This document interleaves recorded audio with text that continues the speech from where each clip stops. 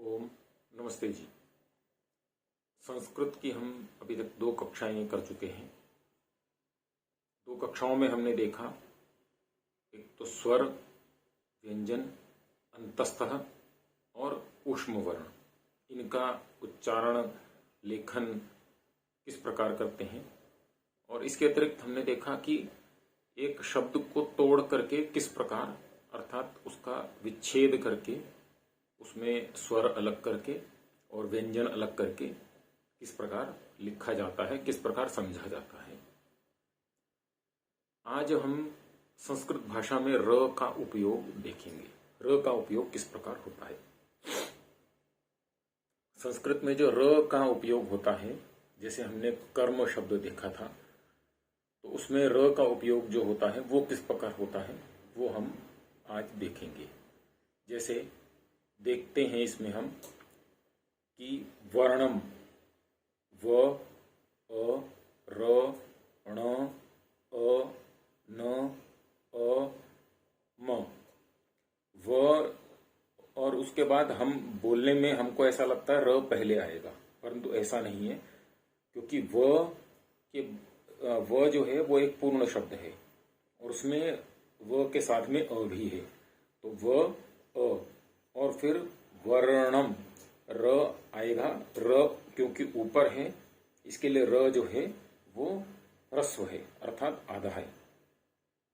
तो ह्रस्व र के साथ में अ नहीं है, तो इसलिए वर्णम। दूसरा शब्द है कर्म, क, र और म। अब र ऊपर है तो ये र भी हलंत है। तो क, अ, र, म और अ।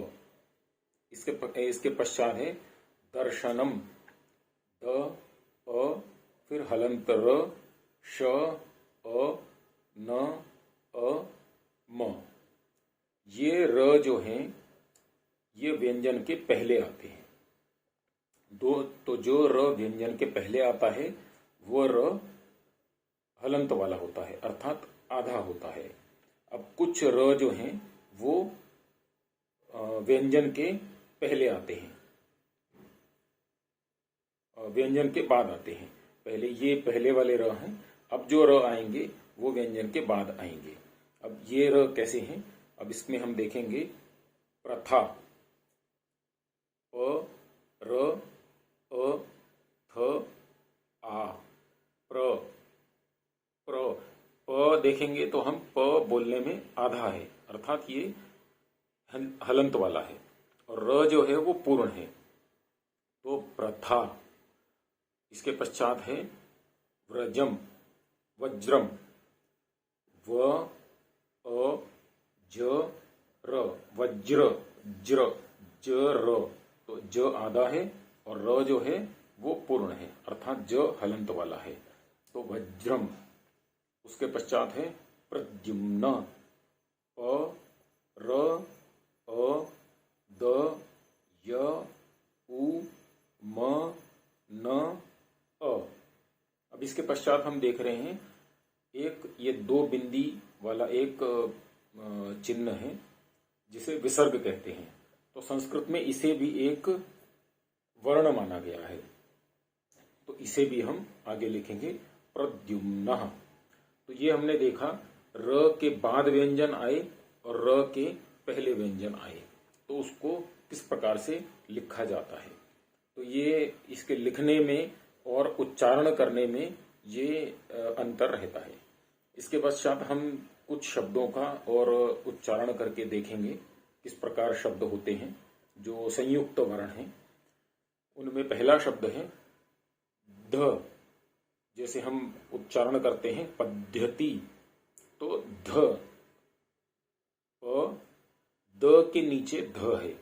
अब जो शब्द नीचे होता है वो शब्द पूर्ण होता है, और जो शब्द ऊपर होता है वो शब्द हलंत वाला, अर्थात आधा जिसको हम बोलते हैं वो होता है। पद्धति, द, ध। तो प, द, ध, ती। इसके पश्चात देखेंगे वृद्धि, व्री, और उसके बाद द, ध, ध नीचे है तो ध पूरा है। इसके पश्चात अगला शब्द है आह्वानम। इसमें हम देखेंगे ह और व, तो इसमें व नीचे है तो व जो है पूर्ण शब्द है और ह जो है वो हलंत वाला शब्द है। अगला शब्द है आह्वय। आह्वय मतलब बुलाना, तो ह के साथ में व है तो व पूर्ण है और ह जो है वो हलंत वाला है। अगला शब्द है आह्लाद।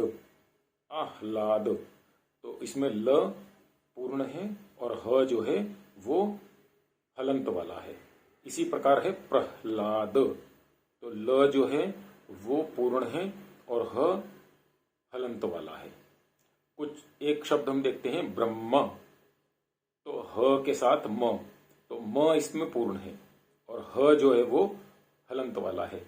कुछ लोग इसमें समझते हैं ह पूर्ण है और म आधा है, ऐसा नहीं है।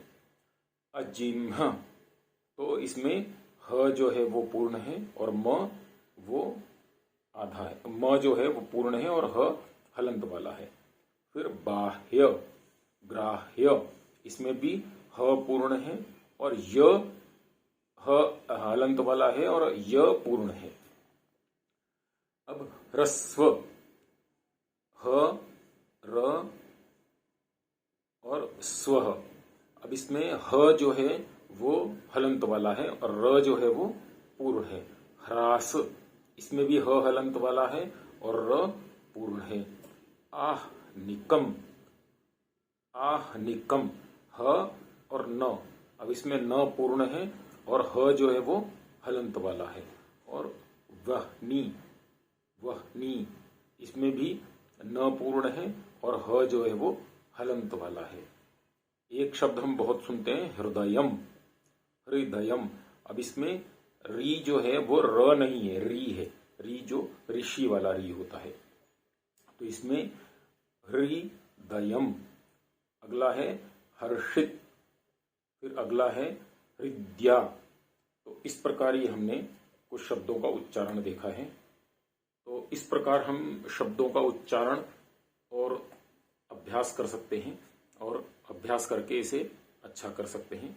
शेष अगले अंक में करेंगे। धन्यवाद। नमस्ते जी।